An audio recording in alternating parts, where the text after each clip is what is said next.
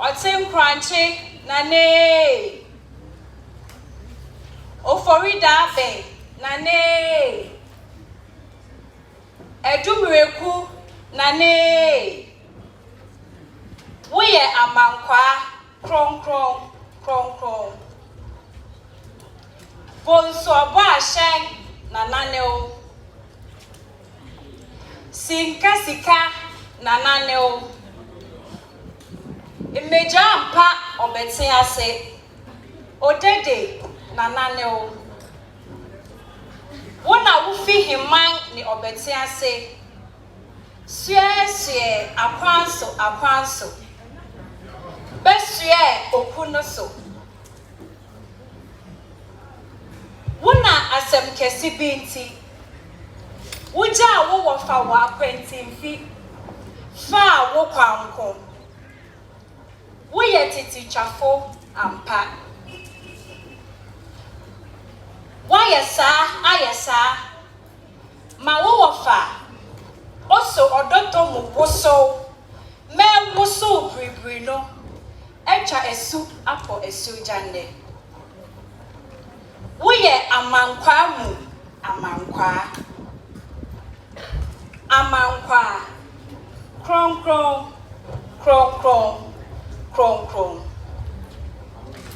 Brekuso ye ekuapem kronimu biako. Ye akwamufo free tete. Nana osa ana oko na yeko. Yeko osa ana yeko ako didi nkro ahoro so. Na musumo osa yeba beko edi usumukunim. Yebeje ukro no aboyembo. Metre se krono baba ye yende. Na wo ye odisio, wo nye odisio, wa besa ye ngase. Brekuso na ye boye nsamranse. Breku edu jan. Amankwa mu amankwa. Kron. Brekusofo yang asefi obeti ase. Na ansa na yebedu obeti ase no. Yefi chifo himan. Na yebedu obeti ase efise yeko ako. Yefi chifo himan kwa ako. Wo obeti ase ansa na yebedi wonso. Esansa yanya akofo nti yeko so kwa ako. Babe fewo ana yebedu nyanowase. Yesan so fi nyanowase no. Yesan kwa ako biem. San kwa ako so bio. Ekokodu. Biaya ene ye frewo gomuanya mem. Na yedu hono. Yansan so antenasio. Ye wa hodin wa kukudro nti. Yesan queen. Esan kodi won susu nkonim. Sunday pie wo biaya ye frɛ wo ene kasoa ofanko. You ye ni brekusufo. Na ansana ye bedu kasoa ofanko no. Na ye fi bipo eja nkote. Na ye du hono. Before a jam kwase asitwe na ne se ukwa nkobo meja amane se ana ma meja ntise ma ba bepie mu wo eja nkote pepo no so enti pepo eja nkote pamacho mamu fa ma no nsi bone eye pepo eja nkote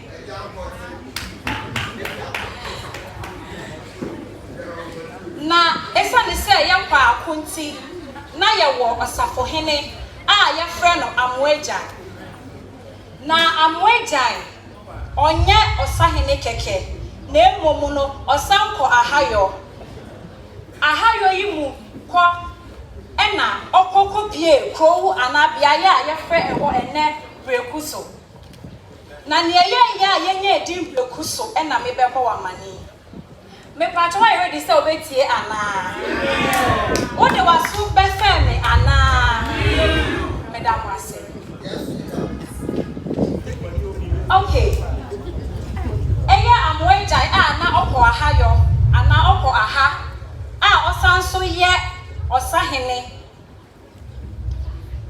ofiedi ko ahayo na samre no na enye yenim kro te se na enne yehu enu nti no eye nwuram ena okọ ahayo no na okọ ya kodu enne ya yefe opreku so na so bra wokọ akọ no se wokosia ebia mekanya no wase ana obeti ase se wokosia wa enche opesia na wonsu nyina ayo enu nti wonyensu enom na so amwejai okodrufo ko ahayo no kopie bia na yefe wo breku so no okodu ho no otena ho mfe abien die nti otena ho mfe abien no wo pese mutie ana okotena ho di mfe abien efise na obese ohu se nananom ye omadom na wotimi tena bia ye na yefe wo breku so na wobenya nsu anom se na beya ochina bi sukom enkum wo biem enu nti okodi mfi abien no ne wofa ne nebusafo nyina kase oh adenti na ye ndehye amweja wache wosa ahayo yi musa efise wedi mfi abien wo ahayo yi mu enu nti wasmai se won kwehye se denti ena amweja afede wache saa esa ne se medi kanka kire mu se ono na oye safo hene no enu nti woti wo no kohwehwe no nanso ewo ye nwuram enti no wontimi enko nkase owo saa bia yi ha ana obia yi ha nti ye kohwehwe no enu nti dia woka ne se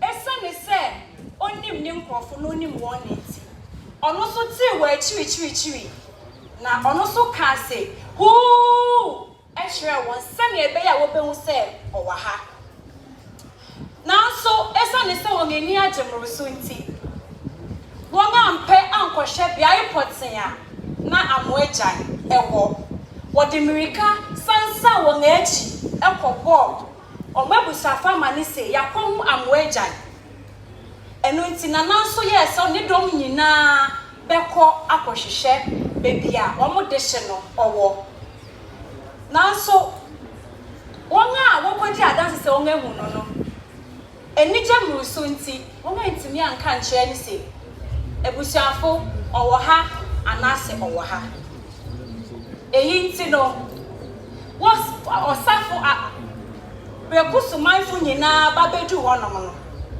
afi no wohwehwe amoagyan a wo hu no nti na wo se wosantie mu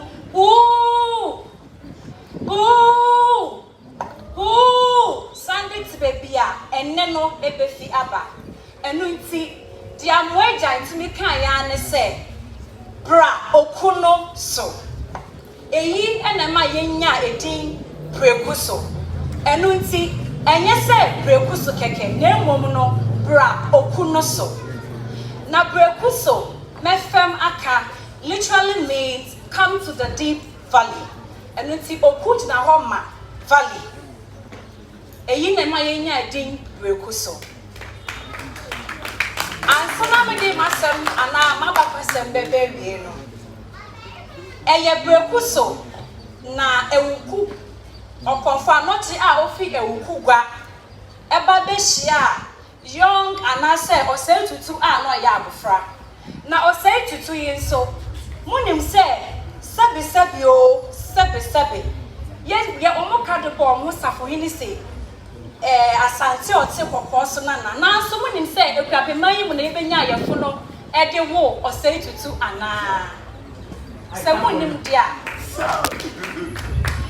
medase nana eniti osei tutu ye benya de fi otutu bango som no ase eho ne ye benya osei tutu eho na ne ma me betim be fa yefo no ede nyinsan ewo osei tutu ene oyo odi ne wo asante mantle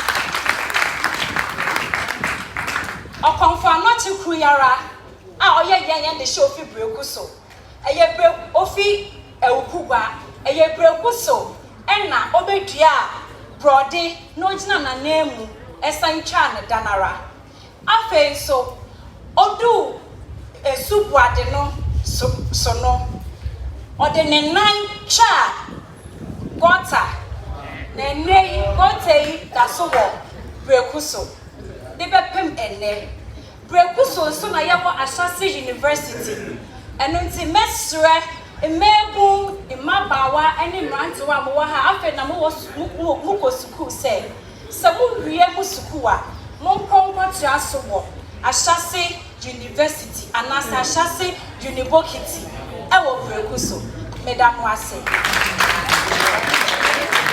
Bonsema eye obenewa odemfo ote kwache ena oye brekuso hene oye chafo hene medam wase Bonsema eye obenewa judges bedi kan ako awo ho obenewa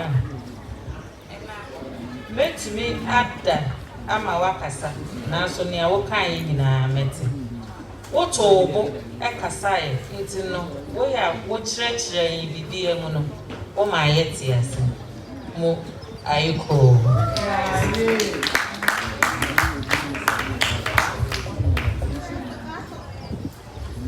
obenewa me honia menka medical asara mo me honia menka bio na esem na ukan ni na ebia atrosem fa brekuso fomo medical crowd da ne di ne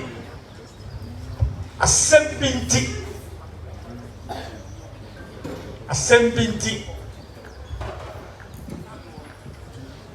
ana burashita jao ne wofa asase ko wasem is a brekuso for sem abenti anwa that's no na eso ba ko a wosan ka bio a efa ejam kote ono ne ko ono perfect ni awo kan fa ọkọ ọfa se owo opem so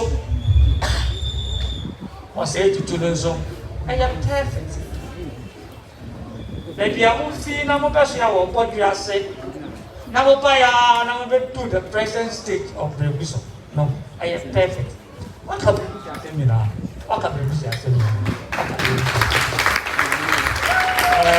one young for assemble okra okafa brekuso eti medene mabra ba ho na wa bisia brekuso abakase mo wa ya de papa okay bio to crown it all no sadia what dress jira ho sadia what dress jira ho brekuso for our BIP na brana slave trade custom and that's what brekuso is here never be breeding what on kwa hono no wodon gogu our brekuso ofa time hono na ori fro be for na e was what our slave place e wo brekuso for so na niama wo ban tumi anchiri brekuso for bi anko nkuato mu no aye dress nse niama boditi no na abrofo no suro that particular dressing is how brekuso ni pief ana wo brekuso ahimfia won ahime ya no sei na wo yonti wo wonka wonti na wo modiko mo aiko bo onsema obenewa but on Selma Obenewa, I did. Mr. and Miss Ekiapem. Oh, man, Mr. and Miss Ekiapem. Yes, in Jumedi Isu, Yere Faso Akayin na Abum se Okuapem man. Na yedi a projecting your culture. It's yes, unify, maintaining and projecting our culture. And then they go here, your flip back. Wa hwe mo Facebook afei na wa join here no. Your flipper